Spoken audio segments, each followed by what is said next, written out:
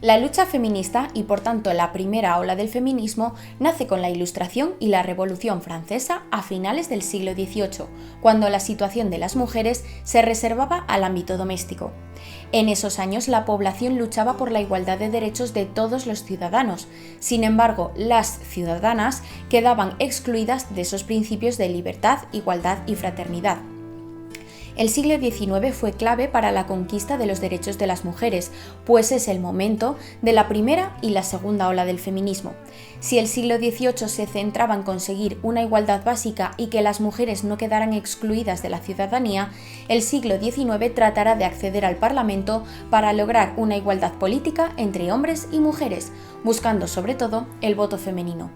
Después de décadas de luchas, no será hasta finales del siglo XIX y principios del siglo XX cuando empiecen a quedar reflejadas estas peticiones, por lo que este largo siglo XIX será el marco para las primeras reclamaciones de las mujeres por su ciudadanía y la igualdad política.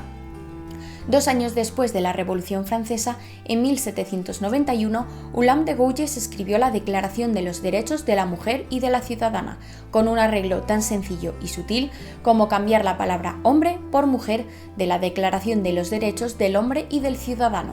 Se considera el primer documento que pide la igualdad jurídica y legal para las mujeres.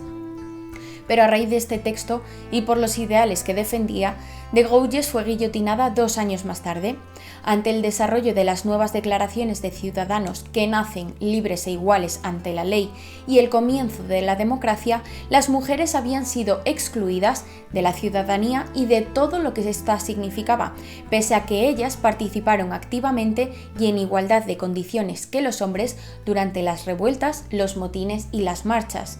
Las mujeres francesas pretendían abolir los privilegios del sexo masculino sobre el femenino, como se estaba haciendo con los privilegios de los nobles sobre el pueblo, pero su petición ante la Asamblea Nacional no fue aceptada. Paralelamente al texto de la francesa, la inglesa Mary Wollstonecraft también decidió luchar por los derechos de las mujeres, escribiendo en 1792 el libro Vindicación de los Derechos de la Mujer, considerada la primera obra que hace nacer el feminismo. En este libro, Wollstonecraft defiende el igualitarismo entre los sexos, la independencia económica, la necesidad de participación política y representación parlamentaria, una educación igualitaria para niñas y niños y la reclamación de la ciudadanía para las mujeres. Lo que se pretendía con esta primera ola era demostrar que no existía desigualdad biológica entre los sexos, que la mujer no era débil por naturaleza, sino que se construía de ese modo por la represión social.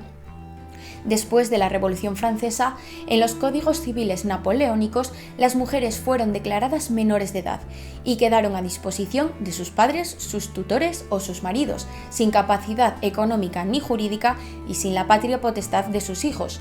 Sobre este tema, Wollstonecraft defendía: «Me parece que los hombres actúan de modo muy poco filosófico cuando tratan de lograr la buena conducta de las mujeres, manteniéndolas siempre en un estado de infancia. A todo efecto, ninguna mujer era dueña de sí misma. Todas carecían de lo que la ciudadanía aseguraba, la libertad». Durante la segunda ola del feminismo, el movimiento se centró en la lucha de derechos como el voto de las mujeres, el acceso a la educación superior o a los puestos de trabajo.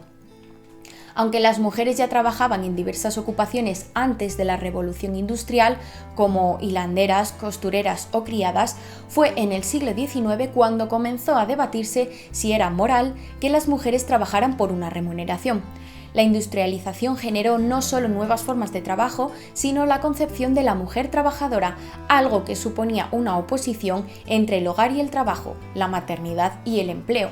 Pero aunque pudieron acceder al trabajo remunerado, las mujeres suponían una fuerza barata solo apta para ciertos empleos. Por ejemplo, el servicio doméstico fue el principal empleador de mujeres en la Revolución Industrial, superando la industria textil en países como Inglaterra y Francia, y el trabajo de aguja predominó entre las mujeres a lo largo del siglo.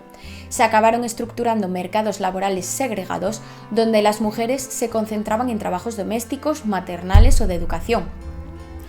Los sindicatos comenzaron a intervenir para regular las condiciones laborales, sobre todo de mujeres y niños. Y aunque se promulgaron legislaciones para reducir las horas de las jornadas laborales y prohibir el trabajo nocturno, la aplicación de estas leyes reforzó la segregación laboral, como el Censo de Gran Bretaña de 1881, que dejó excluido como trabajo las tareas del hogar, reduciendo drásticamente las estadísticas de actividad femenina. Pero las mujeres siguieron luchando por sus derechos y en 1840 se celebró el Congreso Antiesclavista Mundial en Londres. Las 4 mujeres de la delegación norteamericana no fueron bien recibidas y siguieron las sesiones tras una cortina. 2 de estas mujeres fueron Lucretia Mott y Elizabeth Cady Stanton, quienes organizarían un espacio donde se discutiría sobre los derechos de las mujeres, y así se celebró en 1848 la Declaración de Seneca Falls, también conocida como la Declaración de Sentimientos, una convención celebrada en Nueva York en la que solicitaban el voto para las mujeres y la ampliación y consecución de derechos como los de propiedad, empleo, ingresos, divorcio o custodia de los hijos, uno de los primeros programas políticos feministas. El texto fue aprobado por unanimidad, firmado tanto por hombres como por mujeres, excepto una cláusula, la que reclamaba el derecho a voto. A partir de esa fecha, las mujeres norteamericanas comenzaron a luchar por el sufragio femenino, y aunque en 1866 se aprobó el voto de los esclavos, se negaba explícitamente el voto a las mujeres, derecho del que no disfrutarían en Estados Unidos hasta 1920. Otro país protagonista en la segunda mitad del siglo XIX sobre los derechos de la mujer, en concreto el sufragio femenino, fue Reino Unido. Desde 1850 se había iniciado en el país el movimiento sufragista y en 1866 tuvo lugar la primera petición en el Parlamento, presentada por John Stuart Mill, quien pretendía cambiar la palabra hombre por persona en la reforma electoral sobre el voto, de forma que las mujeres formaran parte del proyecto de ley, pero fracasó. Este diputado y filósofo, casado con Harriet Taylor, defensora de los derechos de la mujer, se convirtió en una de las figuras clave del movimiento sufragista en Reino Unido. Con su obra La esclavitud femenina, publicada en 1869, comparaba la opresión en la que seguían viviendo las mujeres a la que habían soportado los esclavos durante siglos, y afirmaba: el matrimonio es la única forma de servidumbre admitida ya por nuestras leyes. No hay más esclavos legalmente reconocidos sino las amas de casa. Pero si una figura inglesa destacó por encima de las demás, fue Emmeline Pankhurst, la mujer que inició en Reino Unido la lucha activa por el sufragio femenino.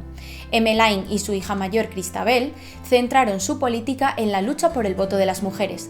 Desde 1889, Emmeline reclamaba la inclusión de las mujeres en las legislaciones relacionadas con el derecho a voto parlamentario y que ninguna persona fuera rechazada de ser elegida por el hecho de ser mujer. También defendía la igualdad ante el divorcio, la coeducación, la reforma de la ley de matrimonio y los derechos de herencia. La Ley de Gobiernos Locales de 1894 permitía a las mujeres casadas votar y ser elegidas como Poor Law Guardians y como concejalas de barrio y distrito, así que Emmeline fue elegida como representante en Openshaw. En 1903 fundó junto con su hija Christabel la Unión Social y Política de las Mujeres para luchar por el sufragio femenino. Las mujeres de la USPM insistían en que el sexo no podía constituir una inhabilitación para ejercer los derechos políticos y acudían regularmente al Parlamento para presionar a los diputados. A partir de 1905 fueron encarcelando a distintas sufragistas, o suffragettes, como las llamaban, incluida Emmeline, pero en prisión no eran tratadas como presas políticas y como símbolo de protesta realizaban huelgas de hambre. Ante el miedo de que alguna de ellas muriera en la cárcel, eran alimentadas por la fuerza, con todos los problemas que ello conllevaba.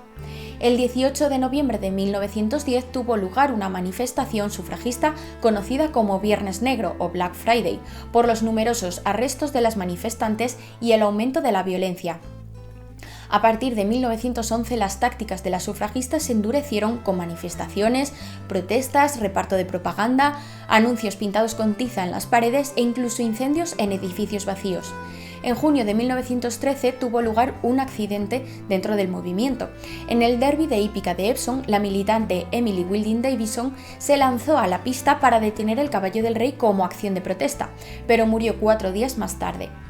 En 1914, con la llegada de la Primera Guerra Mundial, Emmeline y Christabel abandonaron la causa del voto de la mujer para convertirse en reclutadoras extraoficiales del ejército. Gracias a ese servicio prestado por las mujeres de Inglaterra, el gobierno inglés consideró que no tenía sentido negar el voto a las mujeres, y en 1918 se aprobó la nueva Ley de Representación del Pueblo que concedía el voto parcial a las mujeres. El mismo año en el que se aprobó el voto igualitario para mujeres y hombres mayores de 21 años, es decir, 1928, Emmeline Pankhurst murió un mes antes de cumplir 70 años tras haber realizado el trabajo de toda una vida. Un año después, en 1929, Margaret Bonfield se convertiría en la primera mujer ministra.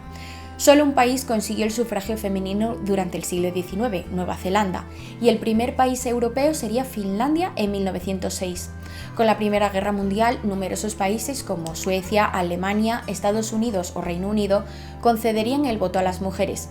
Habría que esperar hasta 1931 para que en España, gracias a la labor de la diputada Clara Campoamor, esto fuera posible. El siglo XIX, como hemos visto, fue clave en la lucha de los derechos de las mujeres. Pidieron la abolición de los privilegios de los hombres, igual que se exigía el fin de los privilegios aristocráticos, derechos matrimoniales, el derecho a la educación, al voto, al trabajo y a la capacitación profesional, entre otros. Fue un proceso muy lento que se desarrolló en el conocido como largo siglo XIX, desde la Revolución Francesa hasta la Primera Guerra Mundial. La lucha por los derechos de las mujeres fue un aspecto clave que determinará parte del 800.